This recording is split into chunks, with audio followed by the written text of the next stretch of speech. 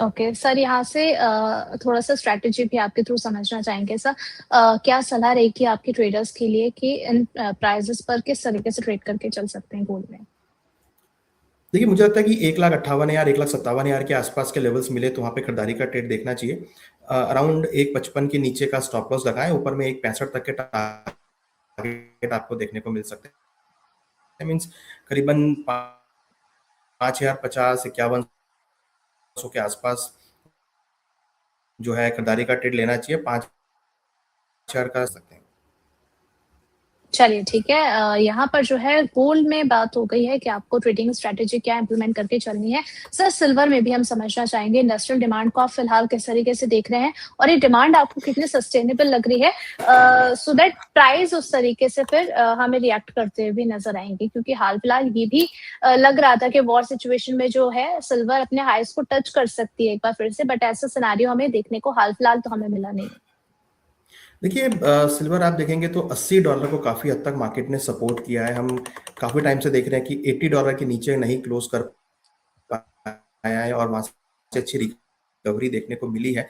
तो मेरा मानना है कि $80 अभी एक 80 और 78 78 से लेकर $80 काफ़ी अच्छा सपोर्ट ज़ोन है, जहाँ पर हम एक्यूमुलेशन देख सकते हैं। हालाँकि है उसको भी नहीं ब्रेक कर पाया, तो मेरा मानना है कि 78 से लेकर $90 के बीच जो है सिल्वर के भाव मूव कर सकते हैं। वहीं अगर हम डोमेस्टिक मार्केट की बात करें तो यहाँ भी हम काफ़ी हद तक रेंज बाउंड मोमेंटम देख रहे हैं। यहाँ अगर हम लेवल वाइज बात करें तो नीचे करीबन 2,40,000 और ऊपर में करीबन 2,80,000 ये रेंज सिल्वर में बन गई है, जो मुझे लगता है कि अभी रेंज रह सकती है। जहाँ तक इंडस्ट्रियल डिमांड का सवाल है, वो भी यहाँ पे थोड़ी सी कम हुई है, क्योंकि वॉर की वजह से इंडस्ट्रियल एक्टिविटी जो हम जनरली देखते हैं वो यहाँ पे रुकती हुई नजर आई है। हमें लगता है कि उसका असर भावों पे यहाँ पर पड़ता हुआ दिखाई दे रहा है। हालांकि अगर वॉर खत्म होती है तो दोबारा से आपको डिमांड यहाँ पे देखने को मिलेगी, ज्वेलरी डिमांड देखने को मिलेगी। बट हाँ, शॉर्ट टर्म में मुझे लगता है कि वॉर की वजह से इंडस्ट्रियल डिमांड को थोड़ा सा डेंट पड़ता हुआ नजर आया, जिसकी वजह से हम देख रहे हैं प्राइस थोड़े से रेंज बाउंड यहाँ पर हो गए हैं। कोई यहाँ पर भी फ्रेश कोई बड़ा ब्रेकआउट या ब्रेकडाउन नहीं दिख रहा है। हमारा मानना है कि प्राइस रेंज में ही ट्रेड करते हुए नजर आएंगे। ओके सर, यहाँ से फिर हमारे कई दर्शकों के क्वेश्चन भी आए हैं। सर सिमिलर क्वेश्चन है कि क्या हमें सिल्वर जो है वो आने वाले समय में क्या 2 लाख या 2 लाख के नीचे तक आती हुई नजर आ सकती है? नहीं, ऐसा तो अभी नहीं दिख रहा है। मुझे नहीं लगता कि 2 लाख के नीचे। हाँ, ये कि अगर प्राइस 2,40,000 2,30,000 के आसपास मिलता है तो अच्छा सपोर्ट जोन है, जहां पर एक्यूमुलेशन देखा जा सकता है। बट अभी तो नहीं दिख रहा है कि 2 लाख के भाव नीचे आते हुए दिखाई देंगे। चलिए, तो फॉर द टाइम बीइंग अभी सिल्वर में इतना ज़्यादा नीचे के लेवल्स आते हुए नज़र नहीं आ रहे हैं। सर ईटीएफ में भी हम समझना चाहेंगे, इस वक़्त आपको लग रहा है कि फ्रेश एंट्री करनी चाहिए या फिर अभी थोड़ा-सा सिचुएशन को देखते हुए अवॉइड किया जाए?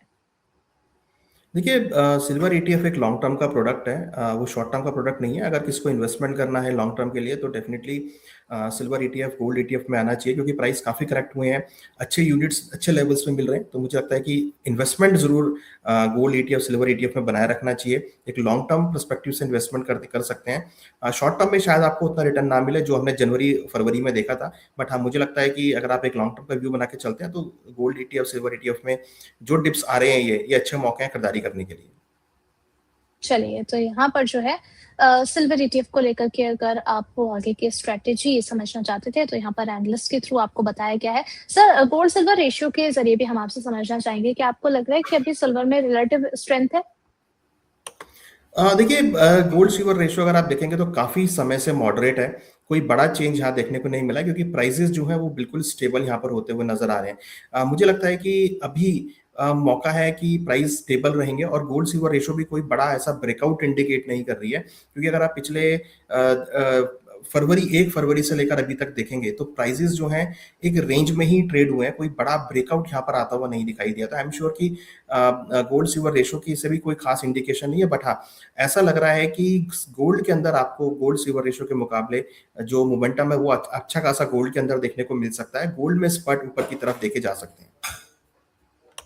ओके, तो गोल्ड जो है सिचुएशन वाइज ज़्यादा फेवरेबल लग रहा है। सर ऐसे में थोड़ा-सा हम रिटर्न के लिहाज से भी समझना चाहेंगे, गोल्ड और सिल्वर में दोनों में ही आप ज़्यादा रिटर्न इस साल कहाँ देख रहे हैं?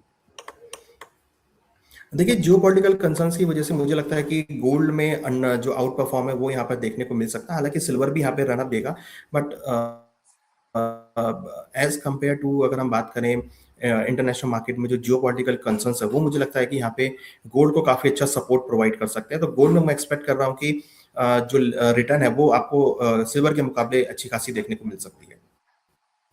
चलिए, देन यहाँ पर जो है आप रिटर्न के लिहाज से भी समझ चुके हैं कि गोल्ड और सिल्वर में कहाँ पर आपको ज़्यादा फ़ेवरेबल रिटर्न आगे के लिए एक्सपेक्ट किया जा सकता है। सर, थोड़ा-सा हम क्रूड में भी अब समझना चाहेंगे कि क्रूड पर आपका क्या ओवरऑल आउटलुक है? अभी वॉर सिचुएशन में ईरान की तरफ से भी स्टेटमेंट आया है और अभी $100 के आस-पास चलता था। अभी हमें क्रूड नज़र आया था और अभी ऊपर के लेवल्स भी हमने देखे थे।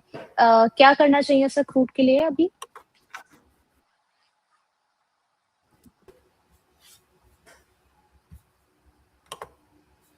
देखिए क्रूड अगर आप देखेंगे तो ऑलमोस्ट 96-95 डॉलर के आसपास ब्रेंट चल रहा है और 9,000 के आसपास आपको डोमेस्टिक मार्केट में दिखाई दे रहा है। तो देखिए यहाँ पे तो बिल्कुल क्लियर है कि it's totally depend on the supplies. Supply यहाँ पर अगर आप देखेंगे तो डोमेस्टिक मार्केट्स में सप्लाई नहीं आ पा रही है, जिसका इम्पैक्ट हम भावों पे आते हुए देख रहे हैं। हालांकि जो यूएस की लास्ट इन्वेंट्री आई थी उसमें स्टॉक प्राइस बढ़ते हुए नजर आए थे, जिसका असर हमने भावों पे भी देखा था। तो यूएस के अंदर तो अच्छे खासे स्टॉक्स हैं। ओपेक प्लस मेंबर्स ने भी प्रोडक्शन बढ़ाने की बात करी है। G7 की जो कंट्रीज है वो भी यहाँ पर प्रोडक्शन बढ़ाने की बात कर रही है, रिलीज करने की बात कर रही हैं। प्लस आईईए के जो चीफ है उन्होंने भी जो सप्लाईज है वो बढ़ाने की बात करी है अपने रिजर्व्स में से। तो वो कहीं ना कहीं थोड़ा सा सप्लाई को यहाँ पे इंक्रीज कर सकता है। हमें लगता है कि $100 एक अच्छा रेजिस्टेंस रहेगा क्रूड के लिए। $100 के ऊपर जाएगा तो ही भावों में आपको तेजी देखने को मिलेगी। अदरवाइज मेरा मानना है कि 80 से लेकर $100 के बीच आपको क्रूड के भाव मूव करते हुए नजर आ सकते हैं। जियोपॉलिटिकल कंसर्न्स जो है वो यहाँ पर क्रूड को सपोर्ट करते हुए नजर आ सकते हैं। ओके, देन यहाँ पर $80 to $100 के बीच में जो है एक रेंज बना हुआ है क्रूड के अंदर। सर, ये भी समझना चाहेंगे कि अभी फ्रेश एंट्री के लिए क्रूड बेहतर है या फिर अभी जिस तरीके से वोलेटिलिटी बनी हुई है यहाँ पर भी थोड़ा-सा वेट करके चलें?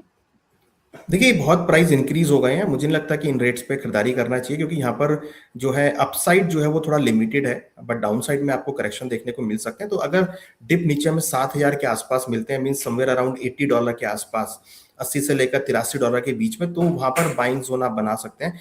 करंट रेट पे मुझे लगता है कि वेट ऑन वॉच करना चाहिए, क्योंकि बड़ी करंट रेट से करेक्शन भी बड़ा आ सकता है। तो थोड़ा मुझे लगता है कि अग्रेशन में आके ट्रेड ना करें, 80 से लेकर $83 के बीच मिले तो ही खरीदारी का ट्रेड बनाएं। चलिए, ठीक है। देन यहाँ पर जो है फिलहाल के लिए क्रूड के जो वैल्यूएशंस हैं वो काफ़ी एक्सपेंसिव लग रहे हैं, तो थोड़ा-सा सिचुएशन को देखते हुए ही आप आगे की ट्रेडिंग स्ट्रैटेजी को इम्प्लीमेंट करके चल सकते हैं। वोटिंग रिजल्ट देख लेते हैं। सवाल था कि एमसीएक्स पर गोल्ड सिल्वर में अगला मूव क्या हो सकता है? तेजी आने वाली है ऐसा कहना है 43% लोगों का और गिरावट होगी 48% लोगों की वोटिंग यहाँ पर देखने को मिली है और साइडवेज रहेगा ऐसा कहना है 9% लोगों का। सर, आपसे भी जानना चाहेंगे यहाँ पर जो वोटिंग रिजल्ट है उनको आप किस तरीके से देख रहे हैं और आपका वोट किस तरफ जाएगा? देखिए, मुझे लगता है कि मार्केट में थोड़ा-सा उछाल यहाँ पे आज देखने को मिल सकता है, बट ये है कि क्लोजिंग होते-होते जो है भाव फिर करेक्शन भी होते हुए दिखाई देंगे। तो मुझे लगता है कि एक साइडवेज मोमेंटम रहेगा, रेंज बाउंड रहेगा, बट हाँ जो तेज़ी और मंदी है वो बहुत तेज़ी से होगी। तो यहाँ पर अगर हम एक बात करें तो मुझे लगता है कि साइडवेज जो है मार्केट आपको यहाँ पे देखने को मिल सकता है।